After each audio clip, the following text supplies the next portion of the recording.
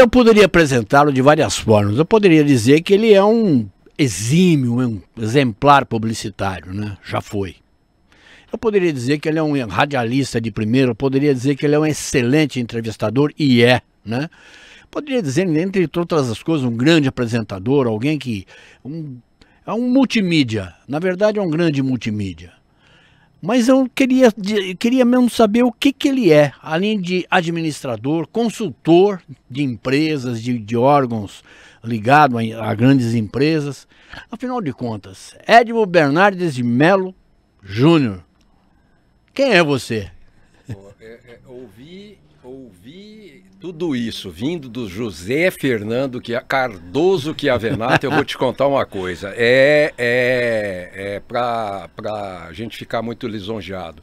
Mas obrigado pelo convite, obrigado por estar aqui. É uma honra. Eu tenho assistido constantemente seu programa e, Zé, vou te contar uma coisa. A sua serenidade no programa está chamando a atenção. Eu falei essa mesma expressão, serenidade, para um empresário outro dia desse, que eu não vou citar o nome, porque é uma coisa que está faltando bastante nas pessoas. Equilíbrio, ponderação. O Brasil está conturbado, né, João? Não ajuda, né? Não ajuda, o Brasil nada não ajuda. Cada dia, como dizia o Jô Soares falava que é o país da piada pronta, né? Mas cada dia tem um pepino, cada dia tem uma bucha, cada dia tem uma coisa. E você sabe que foi exatamente isso que no fim acabou me tirando, ou foi a pá de cal da carreira de publicitário, que agora, dia 3 de agosto, eu estaria fazendo 45 anos na área. 3 de agosto de 78, o Márcio me pôs para dentro da Diálogo Propaganda na rua Edna Rocha de Freitas, no Jardim Paulista. Jardim Macedo. Histórica, aliás, quando se fala da Diálogo Propaganda, se fala de uma agência histórica em Ribeirão Preto, né? Hoje é a agência mais antiga em agência, atividade na cidade. Agência, hoje é mais antiga. E quem toca? Você não dá mais palpite? Na realidade, o nome foi mantido, mas a finalidade, sabe, Zé, essa questão nós falamos do equilíbrio, da serenidade das pessoas, chegou no ponto de vista da comunicação também com essa pulverização. Hoje, antigamente, se você quisesse ter uma informação, a gente sabe disso, né, as dificuldades que era para se ter uma informação, especialmente uma informação quentinha, de última hora. Hoje, rede social, está todo mundo na rua, câmera para todo lado, enfim. E ao longo desses anos todos, muitas empresas pediram para fazer assessoria de imprensa. Mas eu não gosto de fazer assessoria de imprensa, não é minha área, não é minha praia. O que a gente gosta de fazer, você sabe, é relacionamento, é amizade. E graças a Deus a gente construiu, inclusive com uma das pessoas mais controversas de Ribeirão Preto, da qual você trabalhou 59 anos, que foi o Zezé Wilson Tony. Grande Zé. Entendeu? Mas aquela amizade que tinha com o Tony, de respeito, de sinceridade, profissionalismo, né, de tudo. E esses constantes pedidos de assessoria, que eu nunca cedi, não faço, né, não é minha praia, mas chegou num ponto que essa comunicação, que acaba ficando controversa muitas vezes, ao mesmo tempo em que os veículos de comunicação só enxugando, e acaba colocando estagiários com salários pé de carreira, acaba comprometendo alguma qualidade do resultado. Sem dúvida. A ponto de eu perguntar para o dono de uma emissora outro dia desse, eu falei: o seu repórter se prepara para fazer uma matéria? Ele olhou para minha cara e não pensou. Não. Jamais você ia fazer uma entrevista com o prefeito João Gilberto Sampaio, com o Duarte Nogueira, na sua época, sem saber o que era a CETERP, o que era a CODERP, a FEAPAM e o que eram as coisas que você ia perguntar. Jamais. E hoje a pessoa vai entrevistar sem a menor responsabilidade, sem se preocupar se está falando com nomes, se está falando com empresas, colocando em risco. E aí eu comecei a ser solicitado para essas defesas de imagem. alguma consultoria nessas coisas. E eu fui virando, até porque a publicidade foi também indo para o outro lado. Hoje os meios digitais, né, a não necessidade, você não tem mais criatividade. A gente brigava, tem um monte de anúncios aí que eu trouxe para você da época, a gente brigava para ter criação numa frase, né, com o Carlos José da Palma, Rui Alonso de Azevedo, Ivan Caires, que hoje está em São Paulo, Domingos Leone. Você só tá citando feras, né? Pô, cara? mas as pessoas. Carlos Palma virou ator de teatro no Rio de Janeiro. Bem pra caramba. Eu fui, todos eles foram meus professores. Né? Todos eles foram meus professores. Né? O que eu aprendi um pouquinho foi da mão dessas pessoas. Né? E aí começou o empresário não quer mais criatividade, ele quer dizer só amanhã, só hoje, só nesse fim de semana, inscrições e matrículas até dia tal. Não tem mais criação, não tem mais nada. E aquilo vai cansando, você já está no fim de carreira, já está não sei o quê. Então, uma conjunção de fatores me levou a virar consultor de algumas empresas que contratam para essa área de comunicação, principalmente uma comunicação de terno e de imagem deles.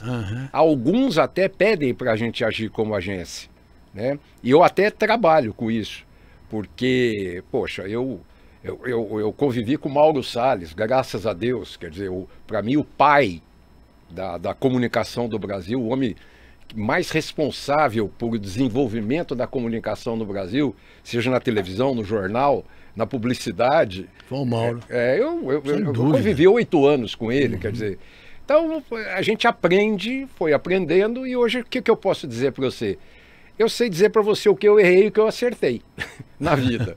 Você mais acertou, com certeza. Bom, mas enfim, eu sei também o que eu errei para dizer para você, ó, não faça isso, não porque não vai dar certo.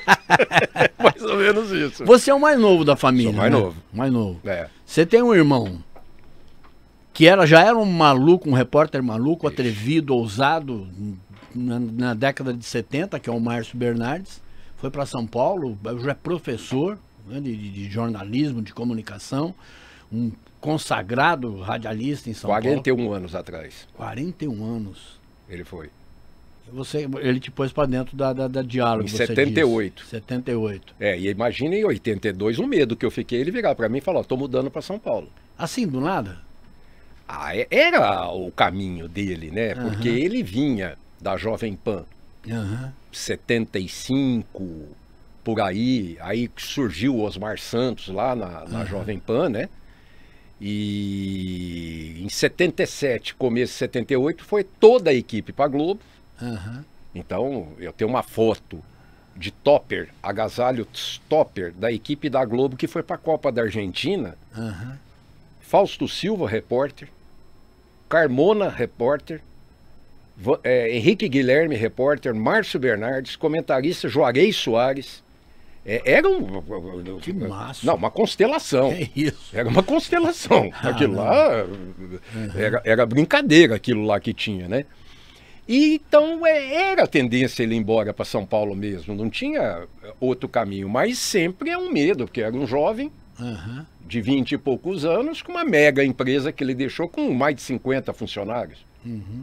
Né? Então, foi um baque, sim, não sei. Imagino. Nós não falamos do seu terceiro irmão, mas eu vou falar dele agora até para explicar. É sério, esse é mais sério. Esse é médico, né? E o teu pai formou uma família de comercialinos. Sim. Né? Todos são comercialinos, coisa e tal. E seu irmão, que era um craque de bola, Zé Bernardes, para quem não conhece, o Zé Bernardes jogou ao lado do Sócrates. Aliás, fez a grande tabelinha ao lado do Sócrates, na faculdade de medicina, jogando futebol de salão. Ali o Magrão se revelou, ali o Zé Bernardes se revelou, aliás. Ambos viraram atletas profissionais do futebol de campo e chegaram a jogar juntos. E o Zé joga uma bola, hoje já não tem mais idade para isso. Nem joelho. Nem joelho. Mas jogava muita bola, né? Como é que era? Para quem que você torcia em Come Fogo? Como foi o comercial, sem dúvida nenhuma. Isso aí, isso é intocável. Isso é... Aliás, para você... Ué, ele vai ficar sabendo que você torcia contra ele. Bom, lógico que ele vai ficar sabendo. Aliás, em 13 de dezembro de 1970, porque o Zé foi jogar no Botafogo por contingência, não por opção. Né? Ele teria jogado no comercial. Como amigo de turma daquela época, o Jorginho Bistani, foi o médio volante substituto do Paulo Campos. Que era o médio volante, o Jorginho veio a ser o substituto dele quando o Paulo parou. Foi cuidar do tênis. Paulo, lamentavelmente, já falecido. O Jorginho está aí até hoje, é dentista, né? Isso. Que é irmão da Bistani, da Luciana, que faleceu também. Que faleceu há pouco tempo. E o Pedro é dentista, não o Jorge. O Jorge é engenheiro. O Jorge é engenheiro, desculpa. O Pedro é ligado a PCD aí e tudo mais. E aí, o Zé ia direto no campo do comercial para assistir jogo do comercial. Ia com a gente, né? E eu sei que em 13 de dezembro de 1970, 3 horas da tarde, nós estávamos saindo de casa lá na Rui Barbosa. Zé, Hilário, Jorginho, eu, Davi, todo mundo. E nós íamos a pé até o estádio. Nós não tínhamos carro, era moleque. Eu tinha 11 anos de idade, pra você ter uma noção. E aí quando nós chegamos à Avenida Independência, veio uma pessoa correndo dizendo que seu pai caiu infartado e morreu agora. O comercial ia jogar com o 15 de Piracicaba. Do Comendador D'Ambrosio. Com 15 de Piracicaba. Eu me lembro direitinho. Mas o Zé era, por contingência, ele foi pro Botafogo agora. Craque ele era mesmo. Isso... Ele foi pro Botafogo por indicação do Sócrates, inclusive. O Sócrates escrevia na Carta Capital, do Mino Carta, e um dia, numa edição da Carta Capital, eu tenho guardado essa edição, ele escreveu que o mundo não conheceu um jogador melhor do que ele, porque esse jogador optou pela medicina, que se chamava José Bernardes. Ele escreveu na Carta Capital. Mas o Zé jogava muita bola.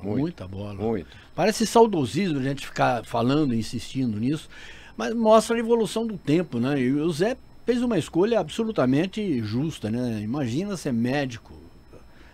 Eu, por exemplo, sonho em fazer medicina. Ainda estou novinho, ainda estou pensando em fazer. O bom dele, né, é que ele dedicado, essa excelência dele no futebol, ela se dá na pessoa, não é porque é meu irmão. Uma pessoa de um extremo caráter, uma pessoa que estudou a vida inteira, não para de estudar, se dedicou à população, aos médicos amigos que recorrem a ele. E está lá, presidente do Conselho da Sociedade Brasileira de Hematologia, para você ter uma noção. E, enfim, é uma pessoa eu amo meu irmão de uma maneira, os dois, né, aliás. Mas, e o Zé também de uma maneira desesperada. E graças a Deus, perdeu um grande jogador de futebol e ganhou um grande médico. Sem dúvida nenhuma. E que dá aula até hoje, está aí na faculdade, na USP, no Hospital HC. E é sempre, e é uma referência, né? Está sempre consultado. Qualquer tipo de matéria que você vai fazer sobre hematologia, essa coisa toda, ele está sempre bem consultado. Até para mim ele deu uma entrevista, pô. Pois é. Você tá melhor do que eu, porque eu não consigo trazer o Júlio aqui. Né? Já convidei o Julinho várias vezes, coisa e tal. Qualquer dia. Aquele jeito rabugento dele, qualquer dia eu vou. Mas eu consegui, finalmente. Não, tá vendo, né, Julinho? Aí, ó, você tá devendo uma pra mim aqui. Pô, ia ser, hein? Que papo ia ser esse? Ia ser um papo legal, mano a mano, né? Mano a mano.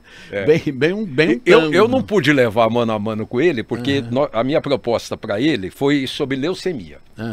Minha proposta para ele foi sobre leucemia e, meu Deus, navegou assim.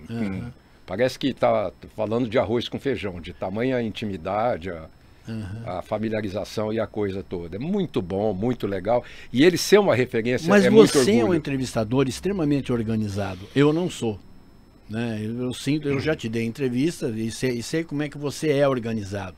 Você tem foco. Eu perco o foco no meio do caminho. E eu acho até mais engraçado. Eu perco o foco no meio do caminho, mudo o assunto, vai para lá, vai para cá, coisa e tal. Que nessa semana eu vi uma foto sua com um cara que eu tenho assim uma adoração, uma admiração muito grande. Acho ele hoje o melhor apresentador de rádio do Brasil, que é o Milton Jung. E você chegou aqui, eu até te cobrei. Falei, pô, se eu soubesse que você ia estar com ele... Seria um puta prazer. Seria. Cara, porque eu acho ele fantástico, cara. E acho que ele foi muito mal explorado em Ribeirão. O Márcio tem uma live toda segunda-feira, às 19 horas, pelo YouTube dele e pelo Instagram. Uhum. Toda segunda-feira ele leva uma pessoa para falar de futebol, para falar de coisas da vida, coisas da profissão, e, enfim. E há umas 3 semanas atrás ele levou o Milton. Uhum. E quando ele levou o Milton, eu entrei no Instagram e coloquei o maior âncora do rádio brasileiro. Sem dúvida. Eu escrevi. Lá no Instagram dele. Depois o Márcio me falou, pô, eu também sou âncora de rádio. Eu falei, mas não é o maior. O maior é o Milton. Aí é problema de família. O maior é o Milton. Não, mas o Milton realmente merece todas as honras da casa. O Rogério tem umas imagens. Rogério, cadê umas imagens? Você tem umas imagens aí da época da época histórica mesmo, realmente, da gloriosa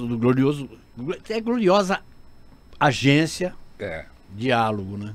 E aquela época, né, Zé, que a gente tinha mais de quase 60 funcionários aí, ó. Esse logotipo da Barão de Mauá é um logotipo que foi feito lá para 1970 e alguma coisa e sobreviveu até pouco tempo. Tamanha a qualidade dele, que a gente olha, da técnica dele. E recentemente, uma empresa que cuida lá da publicidade da Barão de Mauá refez esse logotipo, ficou muito bom também, a refação do logotipo, muito legal, muito bacana. Tem outra aí, Rogério? Pode ir passando aí. Pô, essa era aí, ó, 86, 87, era uma empresa distribuidora de sementes, chamava Boa Safra, ficava aqui na Francisco Junqueira, eram muito grandes.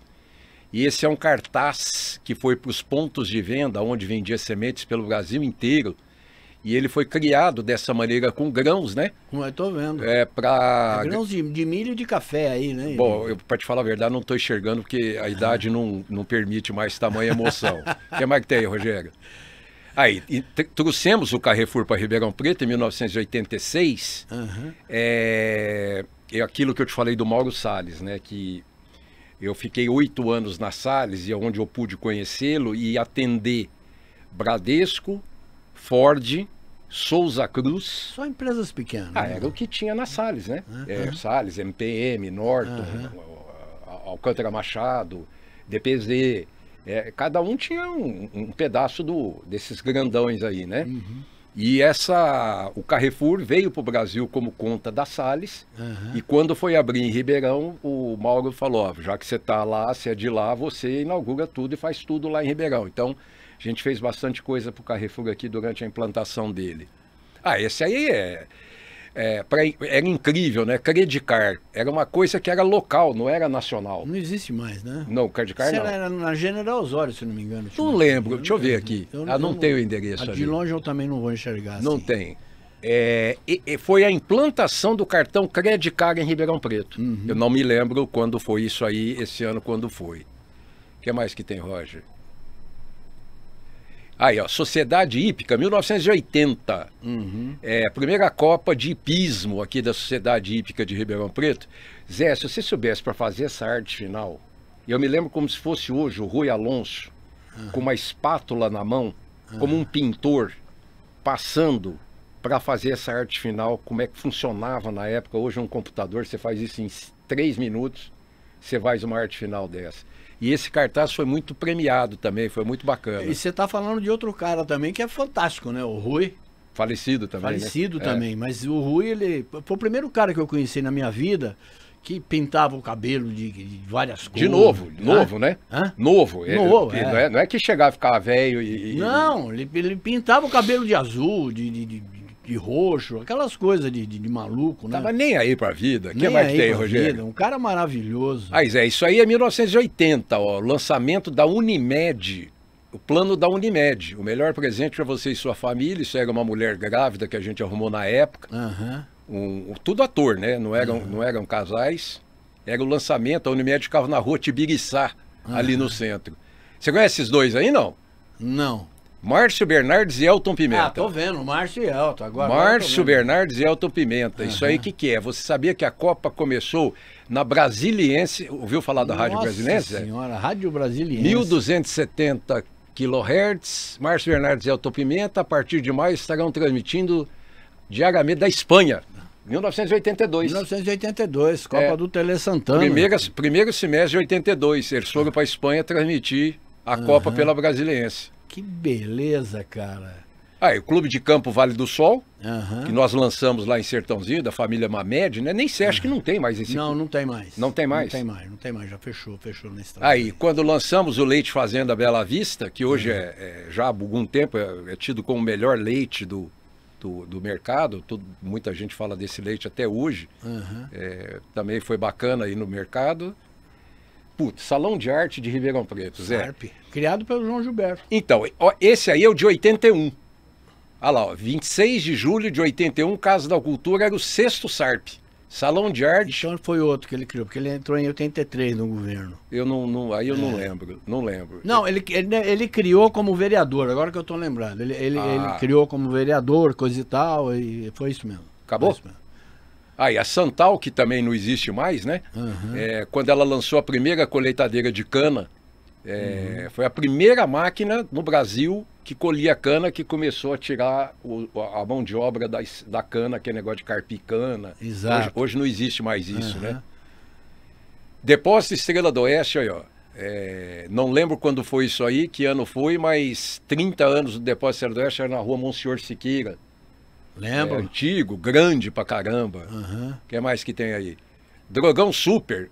Esse calendário acho que é de 1980, salvo engano. 80, 81. 80, 81. Primeiro semestre de 80, segundo de 81.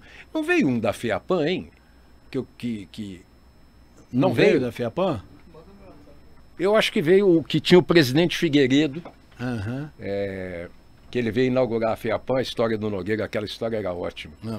Nogueira era um sujeito que já cansaram de falar isso, e eu, como estive perto, eu só posso corroborar e dizer que foi uma figura... Trabalhei com ele, uma figura ótima, cara. Espetáculo. Então ele chegou para o Márcio e falou: Márcio, nós temos que fazer essa FEAPAM a maior feira agropecuária do Brasil. Para quê? 1979, 80, o Márcio já na Globo, já conhecendo todo mundo, falou: se quiser torná-la grande, tem que torná-la nacional. Ela não pode ser local, né? Eu vi uma feira de café agora em Franca, achei espetacular. Precisava transformá-la nacional, como a Festa do Peão, como a Grishow, como a Fenaçúcar, senão ela vai ficar pequenininha sempre. E o Márcio levava o Nogueira para todos os programas de televisão e rádio falar da FEAPAM. Não obstante, na abertura daquela feira, vieram o presidente Figueiredo e o vice-presidente era Aureliano Chaves, em 1980, fazer a abertura da feira. Que é melhor do que isso, você ter o presidente e o vice-presidente da República fazendo a inauguração da feira? Então o Nogueira, ele não pensava micro, ele não pensava pontual, ele não pensava... E mais ainda, se você me permitir, o Nogueira era o político do sonho de qualquer um, porque ele fazia sucessão. Eu me lembro, era molequinho, eu vi um tal de Valdemar Curaúci, sobrinho, moço, andando para lá e para cá com o Nogueira. Ciro Marçal, de mão dada com o Nogueira, o mocinho também. Cícero Gomes da Silva, moço. Mauro Melo, de mão dada com o Nogueira. Não era ninguém. Eram pessoas extremamente desconhecidas. Politicamente, extremamente afastados, né, desse universo. E o verdadeiro cacique político que faz sucessão, ele não quer ficar dono da verdade, dono da situação. Ele foi colocando um por um como vereador de Ribeirão Preto e... Aquela lá é a FEAPAM? Essa aí. Aguardem aí. Essa é uma chamada da FEAPAM. Essa foi a segunda, hein, pra você ter uma noção. Olha lá, administração Duarte Nogueira. A do Figueiredo, ali, essa foto aí, ó. Era uma propaganda que nós fizemos da Marfinite, do finado Júlio Micava, que cedeu os móveis para as entrevistas. Olha como é que era o negócio antigamente. Não tinha móvel, não tinha... Você tinha que ir atrás de tudo, para fazer uma coletiva, para fazer uma... Aí, ó, para fazer uma... uma coisa toda, e aí a Marfinite fez essa publicidade com uma foto dele com a faixa, dizendo que conforto que não acaba mais, que a Marfinite cedeu as cadeiras, mesas, etc., para receber o presidente com os móveis, etc. E tal. Usou o presidente como um menino. Garoto propaganda. Claro, claro. Quer melhor? Agora, você partindo para o esporte, onde o Márcio sempre atuou, com esportistas, o responsável pelo melhor e mais disputado time de vôlei feminino em Ribeirão Preto também pertence à família Bernardes. Na verdade, a Recreativa, à época, isso foi em 1989, por aí 1990, que era o presidente da Recreativa, também finado Werther Marquesan, procurou o Márcio, dizendo, olha, nós temos um time de vôlei que já passou por aqui, passa a Isabel, a Jaqueline e a Roseli, 3 jogadoras que militaram pela seleção brasileira. Mas nós queríamos dinheiro, nós queremos fazer um belo time. E não tem esse dinheiro, nós precisamos arrumar. E o Márcio foi para São Paulo. Ele já estava em São Paulo. E começou a fuçar. E numa conversa com o presidente, também falecido Aires da Cunha Marques, da Blue Life, o presidente estava abrindo uma Blue Life em Ribeirão Preto. Blue Life ela já era enorme no Brasil. E estava vindo para uma posição local. Ele falou assim, me interessa essa conversa. E aí entrou com um dinheiro bom, não o suficiente para transformar num time campeão. E ele aceitou, 2 anos depois, dividir com a nossa caixa, nosso banco, o patrocínio e formar uma equipe campeã. E de fato formou uma equipe de ponta, foi 93, 94, 93, 94. Foi o último campeonato brasileiro antes de criarem a Superliga. E a equipe foi campeã brasileira, paulista já tinha sido, brasileira e sul-americana naquele ano. Exato.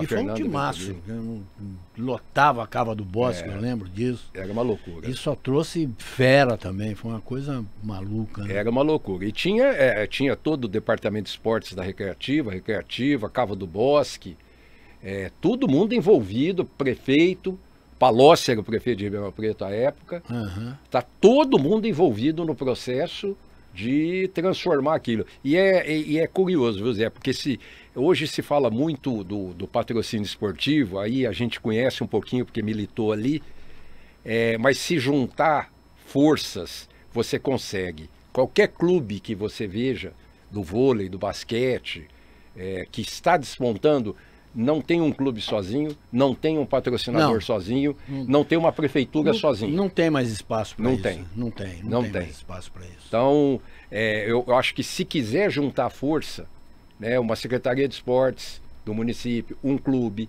patrocinador, a sociedade que envolve tudo isso, você consegue fazer um clube campeão. Eu entrevistei o Schubert Pessini ainda nessa semana. O Schubert estava me dizendo que tem em torno de 23 campeonatos amadores em Ribeirão Preto. Eu falei, mas como? Não tem nem liga. Ele falou, não tem liga e não tem secretaria de esportes, porque ninguém liga mais. Os últimos que ligaram foram o Zé Alfredo, acho que o Paulo Hamilton, presidente da liga, né? Tudo ligado ao esporte. Tudo o Zé Alfredo e o Paulo Hamilton. O Dácio que ajudou quando foi. O Dácio ajudou muito. Muito, o Dácio Campos. Exatamente. Falou, sabe, o último super evento era um time rico e um time pobre, mas extremamente bem formados, né? Que era o Vila Bela e o Super Estrela. Eu vou te contar uma coisa. O Super Estrela, que era do Zé Carlos Calil, filho do Kiko. Exato. Né? Exato. E que o Sócrates jogou, o Zé Bernardo jogou. Bernardo jogou todo mundo ali. Zé, você sabe que uma vez eu propus para uma pessoa aí, militante da política, quando o Complexo Elba de Pádua Lima ganhou 2 quadras do lado de baixo, piscina, campo de futebol, e depois foram entrando equipamentos de ginástica artística. Ribeirão já revelou muita, a Laís Souza da ginástica artística e tanta gente que passou por aqui. Eu queria que a prefeitura conseguisse primeiro recuperar. Hoje aquela área de fato está bem não está como era, né? Vamos dizer assim. Podia melhorar bastante.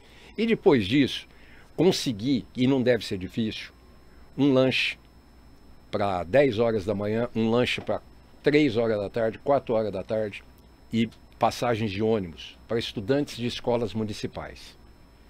Então o cara vai na escola, o menino vai na escola de manhã, voltou para casa, trocou de roupa, pega o bilhete do ônibus, vai lá para a Cava do Bosque, tem professor orientador para tudo que é lado, de tudo que você imaginar de esportes. Faz o esporte A, o esporte B, vê a aptidão do menino, 3, 4 horas da tarde, dá um lanche para ele comer. Quando é 5 horas da tarde, ele pega o ônibus com o ticket na mão, vai para casa, vai estudar, vai descansar, vai estar com a mãe, com o pai, essas coisas todas. Eu cheguei à conclusão que o custo disso é um lanche e uma passagem, e um bilhete de ônibus. Essa conclusão. E vontade. Vontade política de você fazer isso. Eu tenho a impressão que você conseguiria colocar tanta criança. Olha, eu não estou dizendo formar profissional, não. Eu estou dizendo ocupar a criança no lado saudável, no lado esportivo. Primeiro que você tira a criança da rua e tira ela de qualquer outro afazer que pode não ser tão legal, né? Tão atrativo quanto o esporte é. Né? E nunca se foi discutido tanto o poder paralelo no Brasil. Exatamente, né? Exatamente. E você falou uma coisa, vontade política é tudo, tudo. Né? Tudo. É organizar isso. É uma secretaria chegar e falar assim, ó, vamos pegar, vamos fazer. Olha, sabe qual é a criança que está naquela escola? Vai lá na escola, chama o pai, chama a mãe, converse. Olha, tá afim seu filho frequentar a Cava do Bosque, vai ter monitor, professor, ele vai brincar, vai tomar um lanche, vai ver um treino, vem aí o time de basquete de Franca, vai treinar lá, vai lá ver os ídolos, vai ver as pessoas lá, inspirar, né? Lógico. O esporte de alto rendimento, ele inspira. O comercial, nessa virada de ano, eu não estava nem no Brasil, mas acompanhei pelo noticiário, o comercial adquiriu 7 jogadores da várzea de Ribeirão Preto. Foi, do Regata, jogavam no Regatas. Jogavam lá no Regatas, estavam lá jogando, batendo bola, coisa e tal. E subiu para 2. Subiu para 2. Um deles, inclusive, foi artilheiro, fez 22 gols é isso aí. Na temporada. É isso aí. Quer dizer, é uma coisa tão fácil e tão barato. O investimento é muito pouco, perto do rendimento que você tem. Bom, e você que é jornalista desde sempre, quer dizer, e teve e está em todas as entranhas da cidade. Aliás, eu vou falar de novo dele, porque é um ídolo que eu tive, que foi o Wilson Toni. Eu queria que o Wilson Toni fosse prefeito de Ribeirão Preto, porque eu não conheço ninguém em Ribeirão Preto, até hoje, que conhecia mais a cidade do que José Wilson Toni. É uma verdade. Eu trabalhei 12 anos com ele. Você falava pro Toni, rua não sei da onde. Eu nunca tinha ouvido falar da rua. Ele sabia que a segunda lâmpada do quarteirão direito estava queimada. É verdade. É verdade, é isso mesmo. Ele sabia que tinha uma guia da sarjeta solta. E ele sabia. Eu queria que ele fosse prefeito de Ribeirão Preto. Porque ele fez os Jogos da Primavera. Os Jogos da Primavera, para quem não viu, para quem não sabe o que foi juntar escolas dentro da Cava do Bosque, e aquilo tomou vulto de outros complexos, outros clubes, outros ginásios, outras escolas, para transformar não sei quantas milhares de crianças se envolvendo numa semana de competição. Né? Quer dizer, essa coisa... E você sabe que o orçamento do esporte é 0. O orçamento do esporte na Secretaria mal dá para fazer a folha de pagamento. Então, isso não é em Ribeirão Preto. Se você pegar o Zé Toni, os Jogos da Primavera revelaram a Fernanda Venturini. Por exemplo.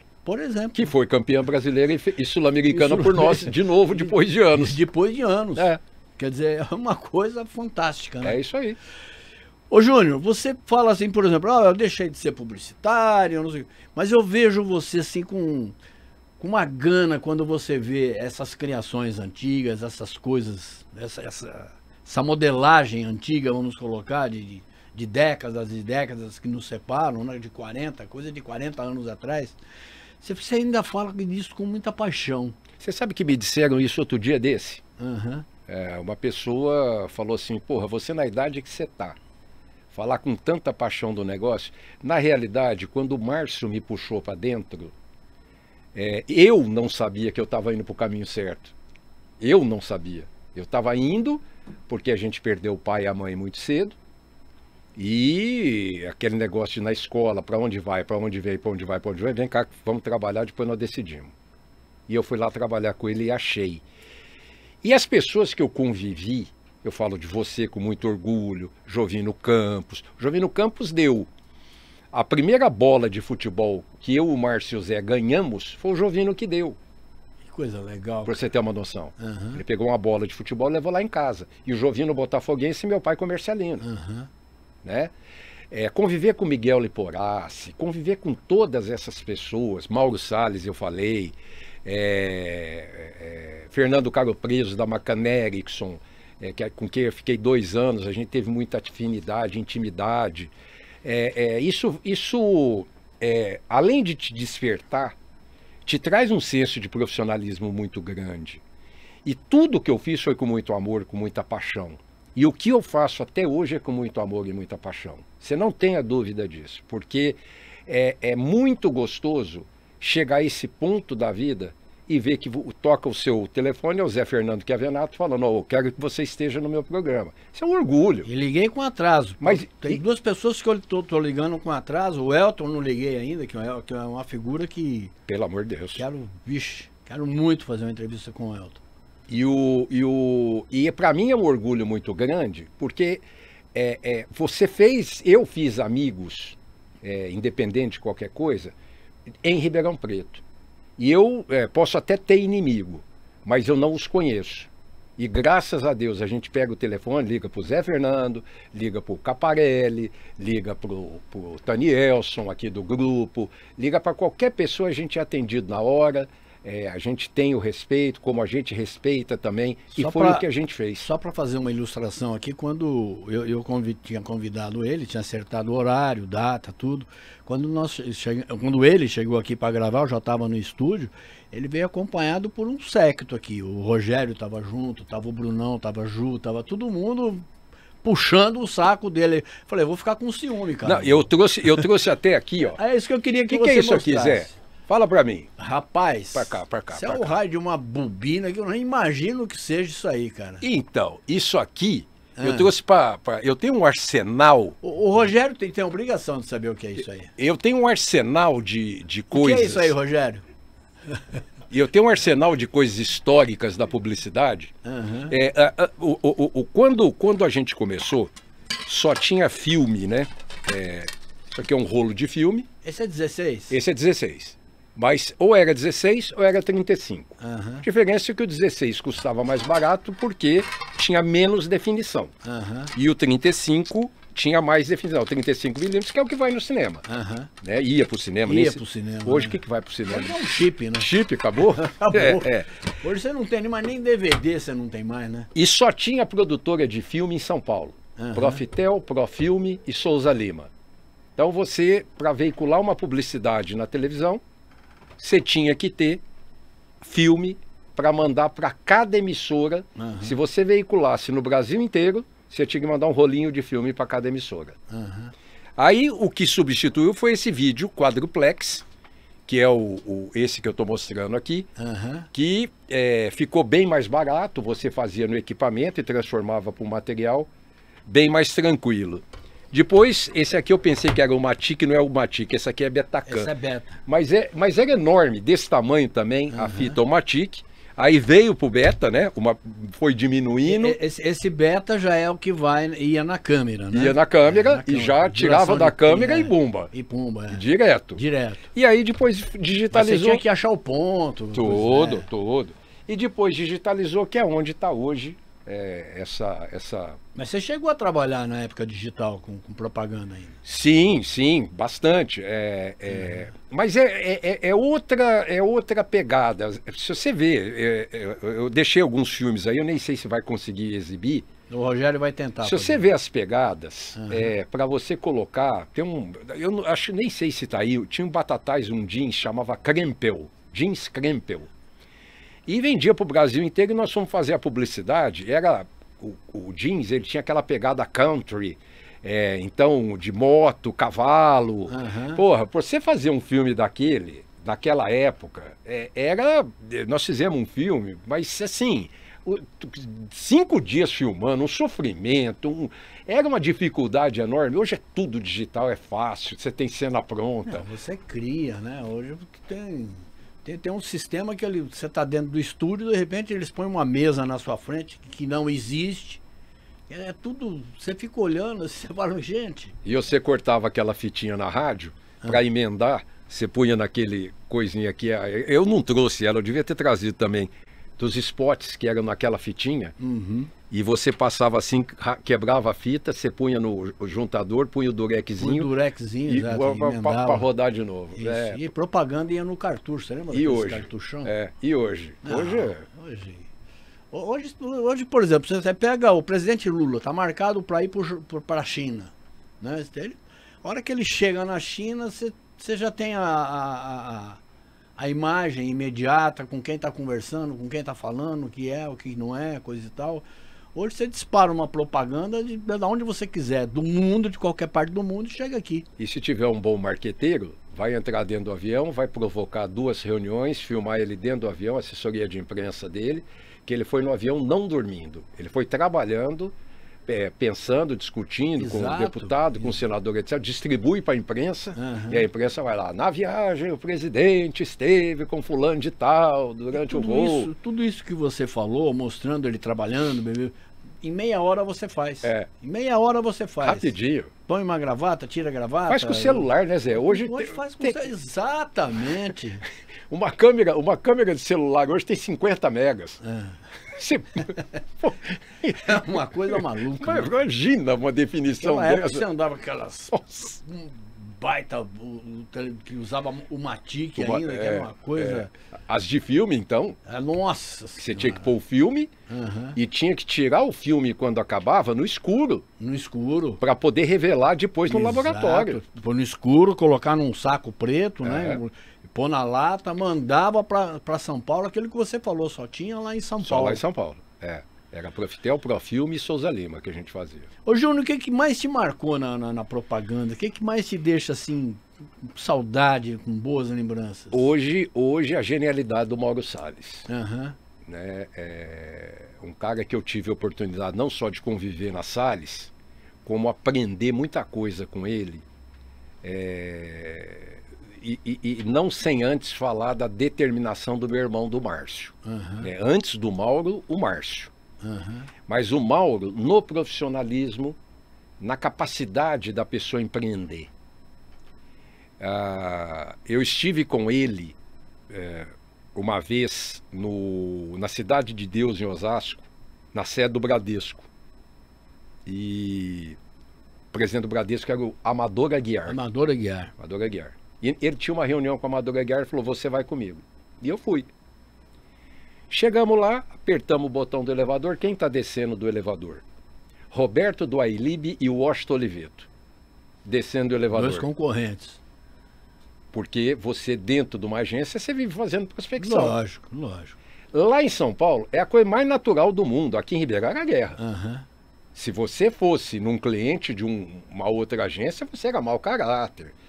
Lá não. Lá a maior naturalidade do mundo. Quando você respira esse ar de profissionalismo, de união, de capacidade, você cresce e enriquece de uma maneira astronômica.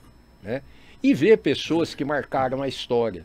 Eu fui com ele na Votorantim conhecer Antônio Hermílio de Moraes, né, que depois veio a ser candidato a governador. E foi, com certeza, o maior arrependimento da vida do Antônio Hermílio de Moraes, que o Silvio Santos deve dar graças a Deus até hoje de ter desistido de ser candidato, né? Que o Datena não seja candidato. Não, o Datena não vai ser candidato nunca. Então, gosta então, quer dizer, foi esse crescimento quando eu estava começando, com 2 anos de profissionalismo, cair isso na sua frente, cair isso no seu colo. Isso é um momento que te dá o tamanho jargão, né, para você tocar os seus negócios, tocar a vida, poder conversar, poder se aproximar. E depois eu nunca mais consegui ficar longe de São Paulo. Aí eu tinha que estar em São Paulo, porque você volta para cá, caía muito o nível dessa relação, desse jeito. Aqui não... Até por conta do jeito caboclo, né? Você tem uma vida mais... menos corrida. Caipira. É do jeito caipira mesmo, né? Uma vez o Mauro contou uma história para mim. Ele falou, você que é do interior, ele mal sabia meu nome. Ele falava, ô Ribeirão Preto. Uhum. Então, ele contou uma vez que uma empresa, numa cidade do interior, estava querendo contratar um tal de gerente de marketing. Uhum. Dentro dessa empresa, explicaram para o dono, uma grande empresa, mega empresa, aquelas que tinha antigamente, que o dono fundou a empresa, e nós temos aqui de monte na nossa região, Samelo, Sândalo, Nigro, Lupo, Baldã, Marquesan, nós temos na nossa região, somos ricos nisso, né? E os filhos foram crescendo, os profissionais foram chegando e falaram num tal de marketing para o dono da empresa. E encheram tanto o homem desse tal de marketing, que ele virou e falou assim, bom, então contrata o cara de marketing. Se for contratar, contrata o cara bom.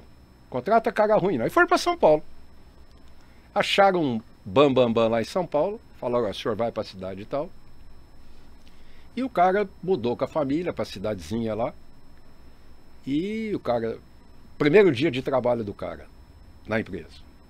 Tá? Quando foi 5 horas da tarde, o dono da empresa bateu na porta dele. O senhor dá licença, por favor, entrar na sua sala? Puta sala, bacana. Ele falou, o senhor gostou da sua sala? Gostei. A escola dos seus filhos é boa. Casa que o senhor tá é boa. Casa muito boa, só muito obrigado. A empresa, o senhor está gostando, etc. Tal. O cara falou, ele falou assim, então não atrapalha as vendas da minha empresa, não. Não atrapalha as vendas, falou pro cara do marketing. Cara do marketing. Que foi lá exatamente para aprimorar. Essa é uma que o Mauro me contou, muito boa, muito boa. E eu já de cara já aprendi. São Paulo descobriu uma coisa, antes do Brasil inteiro, imagina antes do interior, né? São Paulo, que eu digo capital, que é o pós-venda. Pós-venda. Né? A primeira vez que eu ouvi falar em pós-venda foi em São Paulo, capital. E o Mauro, ele não só fez o Jornal Nacional, como fez o Globo, como foi o responsável pela Ambev, porque ninguém ia aprovar fusão de Antártica com Brahma, ele conseguiu aprovar e depois a Skol, né? E o Mauro descobriu, foi o cara que chegou e falou assim, esse país, por isso da minha entrada na Salles, ele falou assim, esse país é muito grande. O que se fala no norte não se fala no sul. O que se fala no leste não se fala no oeste. São as culturas do país, diferentes. Então nós temos que ter alguém do país inteiro nos ajudando a comunicação dos nossos clientes.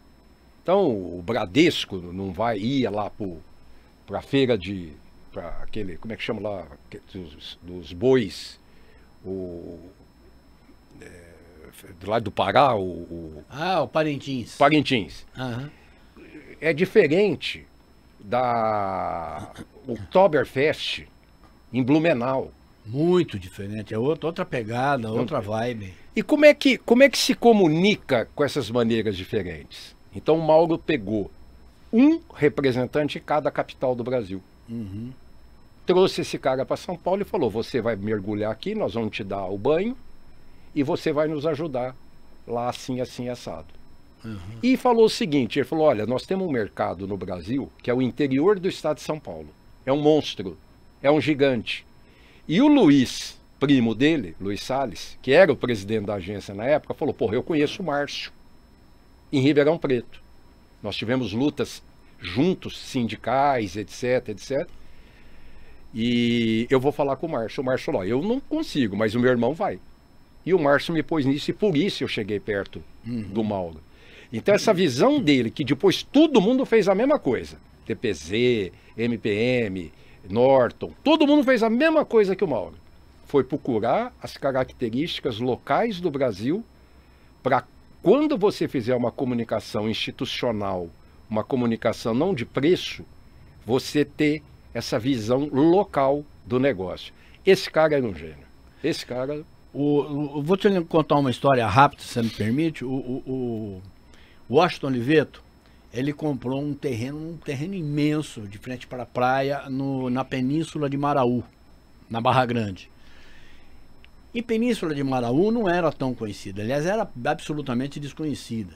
Mas era fantástica. E eu tinha um grande primo lá, já falecido, que inclusive deu título ao meu segundo livro, A Casa de Heron. E o Heron era aqueles baiano, bem baiano mesmo, o estilo dele de andar, de falar, coisa e tal, o jeito preguiçoso de raciocinar, de falar. E começou a atravessar o rio de balsa, caminhões e caminhões que estavam vindo do Paraná carregados de grama. Ela vinha enrolada, né? Ia pondo no terreno. Né? E um desses caminhões passando em frente à casa de Heron, no fundo da casa de Heron, perguntou assim: eu preciso entregar essas gramas aqui, ó, mas não me deram o endereço. O Heron falou: é aqui mesmo, pode. O cara do caminhão simplesmente entrou no terreno e deixou um caminhão de grama lá. O Heron gramou inteirinha a casa. E não era dele? Lógico que não. Era coisa, mas era. E fez assim na maior sacanagem mesmo, meio que na brincadeira, na molecagem. Passado uns 15 dias, eu tô lá de férias, aí ia pra lá e ficava 1 mês, 2 meses, coisa. Passado uns 15, 20 dias, aí quem chega lá? O Washington Oliveto.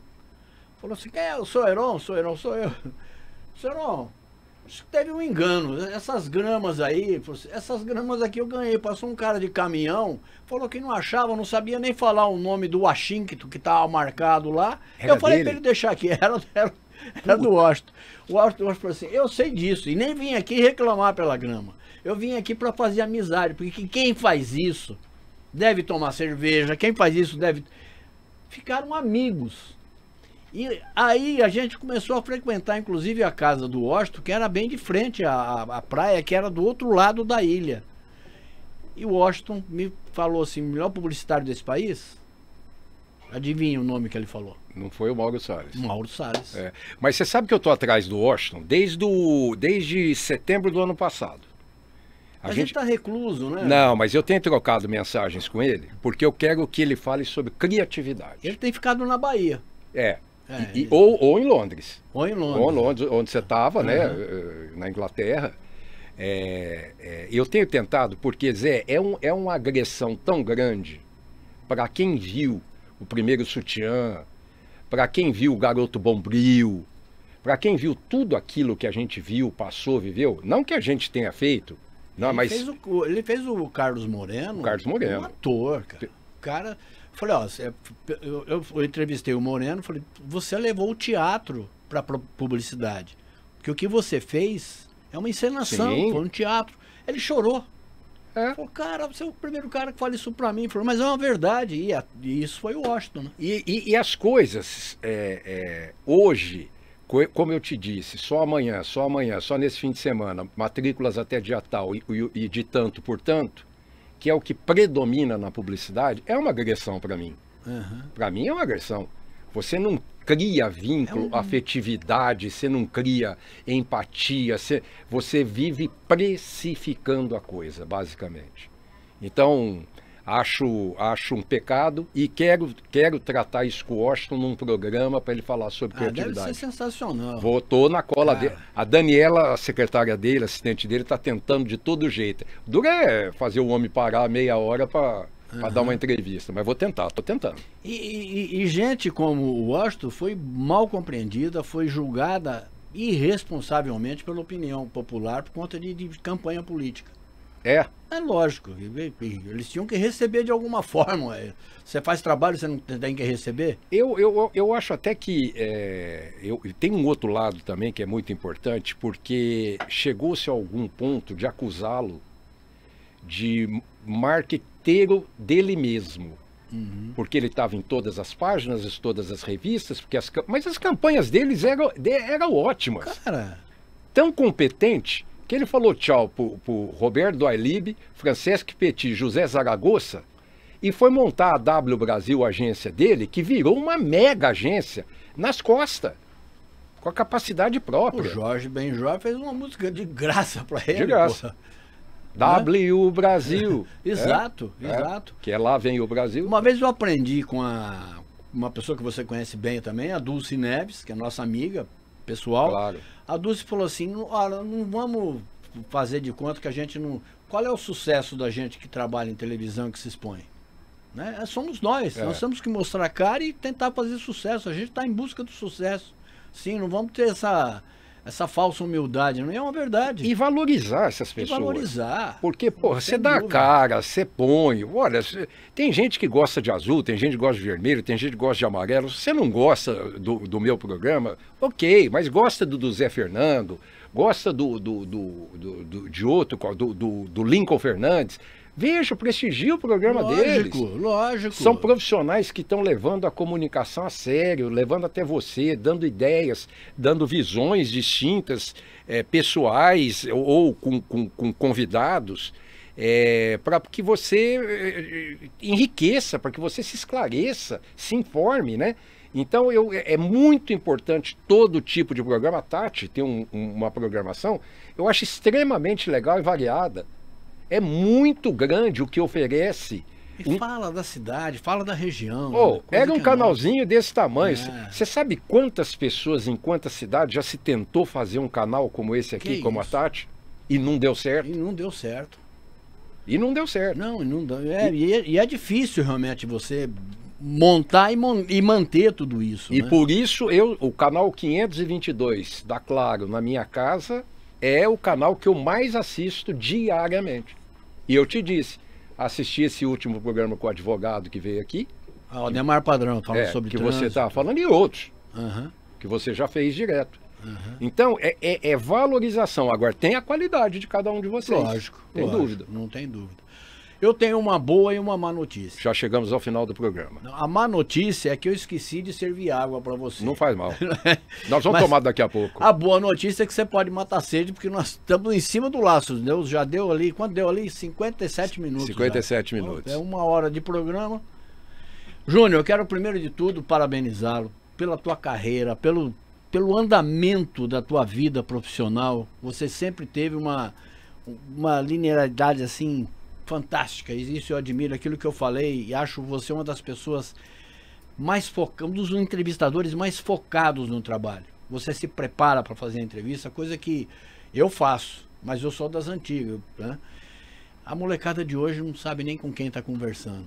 Isso não é uma crítica, é uma advertência, né? Se você não souber com quem você está falando, não souber o que você está perguntando, você pode ouvir uma má resposta. Sem dúvida. E eu agradeço você, Zé, porque você é uma das pessoas que influenciaram a minha vida. Oh, que bom. E é verdade. Obrigado. Eu falei de Jovini, eu falei de Miguel Lepogasso, falei de Wilson Toni, você também. Né? A gente teve esse norte. Tudo que você já escreveu do Jornal Verdade, Diário de Notícias, que tinha, tudo que você fez, um texto impecável, irretocável, muitas vezes contestado, sarcástico, não importa. O português, as colocações suas sempre muito bem feitas, muito bem colocadas. E isso enriquece. Eu sinto falta hoje. Vou voltar a escrever. Tô tomando vergonha na cara e vou voltar a fazer isso aí. É isso aí. Júnior, obrigado. Dá um abração no Zé, dá um abração no Márcio. Tá? Que eu vou trazê-lo aqui. E traz aqui. Pode deixar. Traz os dois, um de cada vez. Tá. Tá bom? Vou falar. Grande abraço. E para você que está em casa, também esteja onde estiver no motel, estiver na rua, estiver onde você estiver, um grande abraço, nós voltamos.